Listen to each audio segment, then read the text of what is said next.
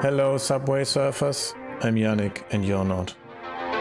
Today I took my tiny whoop on a little ride subway style, you know, because it's pretty cutting edge, flying 90s analog tech through public infrastructure built in the 70s.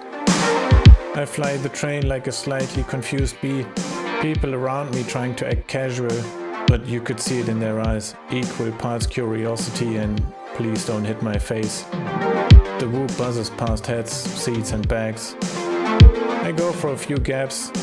Some went elegant, some more interpretive.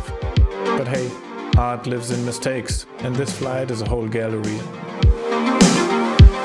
Eventually, I make my way out of the train like a micro ninja into the station. Empty halls, tiled floors, brutalist lighting, Cologne's finest concrete poetry. I stretched the whoop's legs, metaphorically of course. If a security cam caught this, someone's definitely scratching their heads right now. Honestly, it all felt kinda cool. Not cool, but like a whoop in a subway cool. The kind that makes you think, should I be doing this? And immediately answer, absolutely. See you next time. Same blur, different chaos. Goodbye.